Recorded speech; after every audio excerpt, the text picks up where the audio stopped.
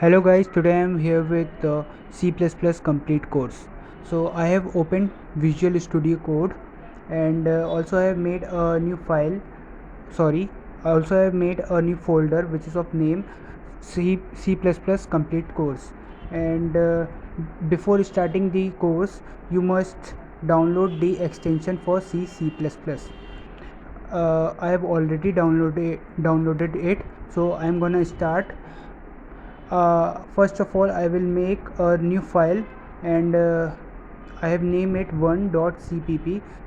When we write cpp, it automatically detects that it is a C++ file. So first of all, I'm gonna type the basic structure of every C++ file, so you all just copy it down.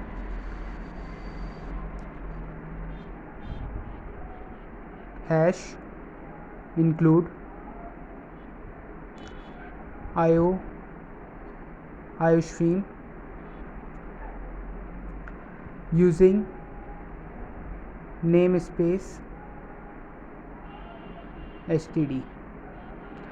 So you can see here the recommendation are coming that whenever I write namespace or whenever there is any keyword in the C++, so it is recommended because of the extension only. So int main return 0 and semicolon. Now I will explain from the first line.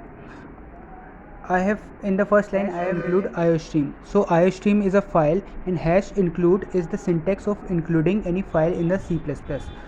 Now second line is the using namespace std. This is necessary for printing our statement. And int main is a main function. Whatever we writes in the main function is only executed. The other thing are not. So let's just print something in the output.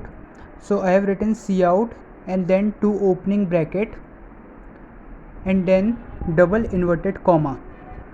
So I'm gonna print hello world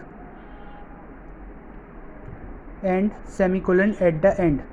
So at the end of every line, semicolon is very most important in C++. So let me just run this. So you can see the code is running in a terminal and this is executed. Now if your code has been run in the output panel, then it is recommended you to run in the terminal only, because in output you cannot get input. So to change it, just go to settings and just type run code. When you will scroll down, you will find here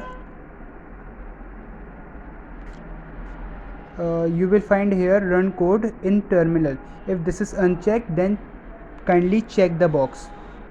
So here you can see I have done the basics of the C++. We will discuss about this in the afterwards. Thanks for watching.